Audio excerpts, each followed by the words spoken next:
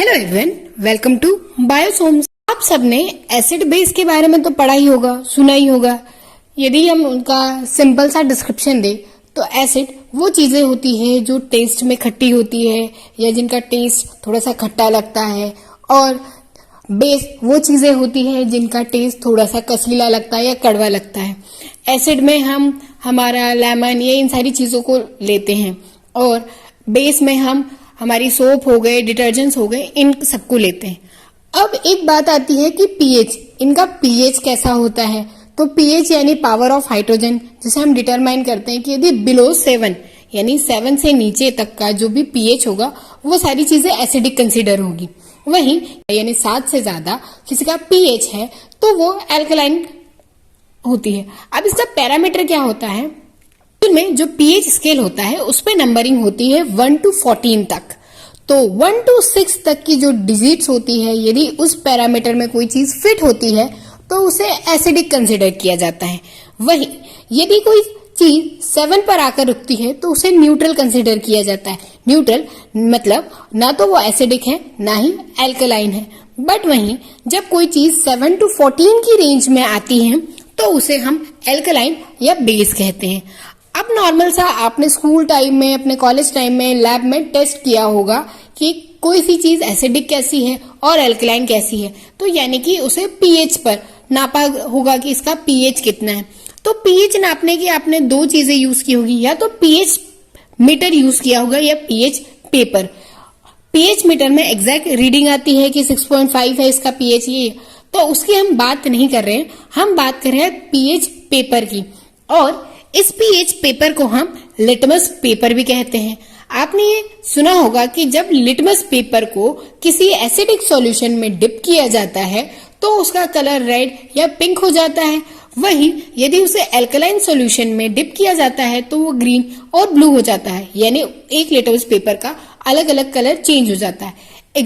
उसे neutral pH पर dip करते हैं, यानी न्यूट्रल सॉल्यूशन में डिप करते हैं, तो उसका कलर एज इट इज रहता है।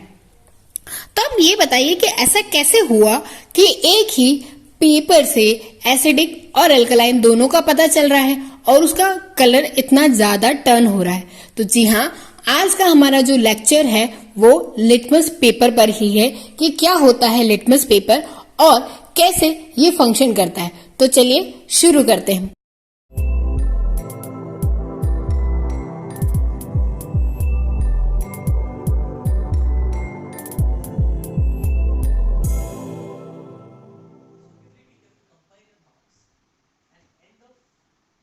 अब यदि हम डेफिनेशन की बात करें या इसकी नॉर्मल से इंट्रोडक्शन की बात करें तो लिटमस पेपर एक पेपर है जो कि कलर चेंज करके ये रिस्पॉन्स करता है या ये रिस्पॉन्स देता है कि जो सॉल्यूशन जिसमें हमने उसे डिप किया है वो एसिडिक है या एल्कलाइन।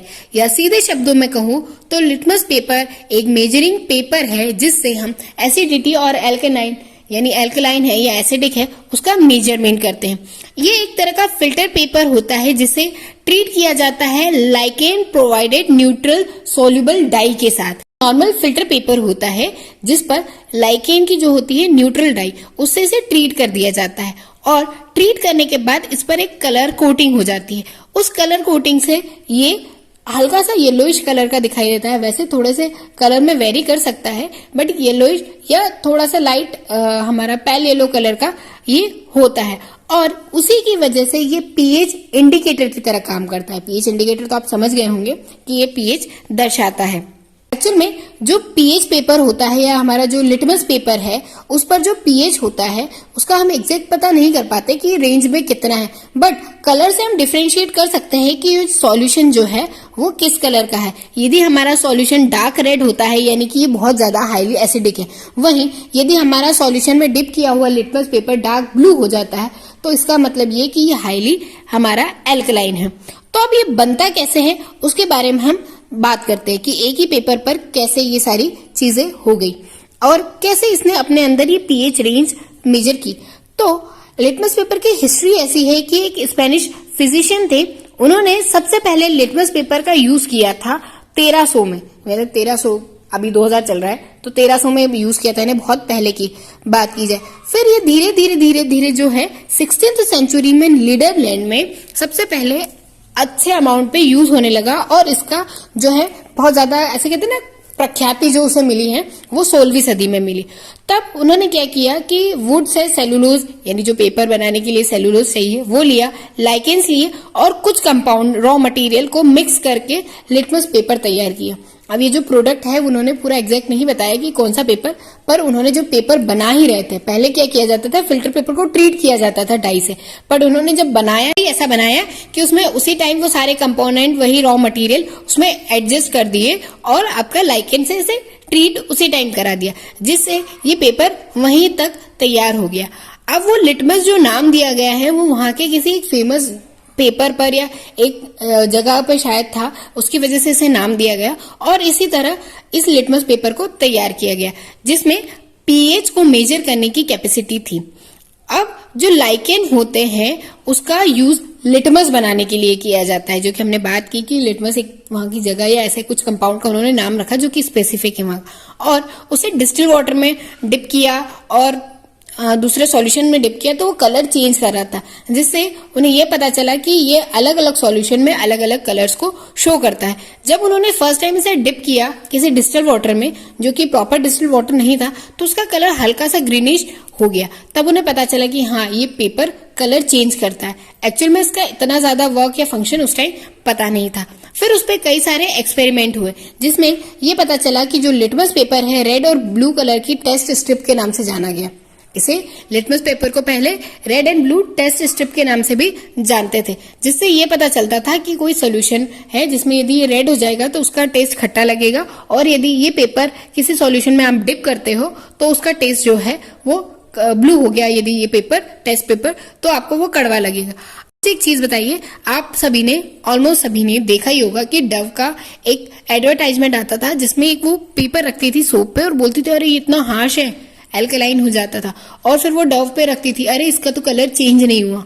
तो वो वही है, वही पीएच स्ट्रिप है जिससे पीएच पेपर या पीएच स्ट्रिप है जिससे हम पीएच मेजर करते। पहले ऐसा था कि इसके कलर चेंज होने की वजह से एग्जैक्टली इसे पता नहीं चलता था कि ये सॉल्यूशन कैसा है, बस ये था कि यदि रेड के शेडेड में आ रहा है तो ये चीज एसिडिक है और यदि वो पर्पल के शेड में आ रही है, ग्रीन हो रहा है, पर्पल हो रहा है, तो वो एल्कलाइन है। बाद में इसे कई सारी वाटर डाइस के साथ, सॉल्युबल डाइस के साथ मिक्स किया गया, जिसके बाद ये पीएच इंडिकेटर की तरह अच्छे से काम करने लगा।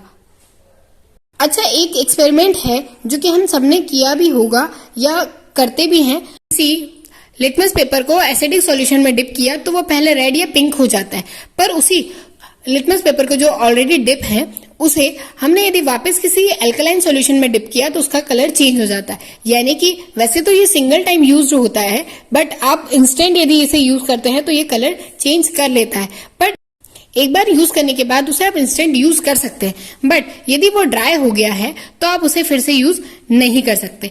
अब लिटमस पेपर का कैसे यूज करना है उस चीज के बारे में हम बात करते हैं। एक्चुअल में कुछ प्रिकॉशंस भी है जो हमें लेने चाहिए, तो पहले हम प्रिकॉशंस की बात करते हैं। यदि आप लिटमस पेपर को यूज कर रहे हैं तो सबसे पहले आपके हाथ जो है जिससे आप या तो फोर्सेप ले रहे हैं तो वो सूखा होना चाहिए, ड्राई होना चाहिए, वेट नहीं होना चाहिए, नहीं तो वो जो भी वाटर है या जो भी उस पर सॉल्यूशन है उसका आपको पीएच आ जाएगा।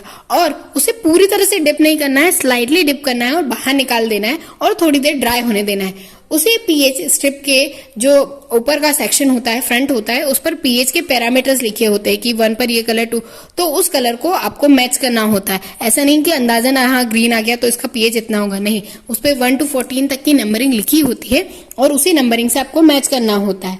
दूसरी चीज, आपको हमेशा उसे किसी अच्छी जगह पर ड्राई करना है। ऐसा नहीं है कि आपने किसी और प्लेटफॉर्म पे रख दिया और वहां पे ऑलरेडी पानी है तो आपका पीएच गड़बड़ा सकता है। ये कुछ प्रिकॉशंस है जो हमें रखने चाहिए। अब इसे यूज कैसे करने चाहिए? यदि आपको किसी सॉल्यूशन का पीएच पता करना है तो सबसे पहले आप पीएच पेपर लीजिए, उसका एक स्लाइड सा टुकड़ा लीजिए, आपके ड्राई हैंड्स होने चाहिए, फोर्सेप से उसे उठाइए, उसका कॉर्नर डिप कीजिए। डिप करने के बाद वो अपने आप उसमें कैपिलरी एक्शन होता है तो वो ऊपर सॉल्यूशन थोड़ा सा चढ़ता जाता है और जैसे ही उसे डिप करने के बाद उसे हटा लेना है, थोड़ी देर ड्राई होने देना है। ड्राई होने के बाद जो उस पर कलर आता है उसे आपके जो पीएच पेपर का फ्रंट होता है उससे मैच करना है कि इसका पीएच कितना होगा। अब बात करते हैं कि लिटमस पेपर एक्चुअल में होता क्या है।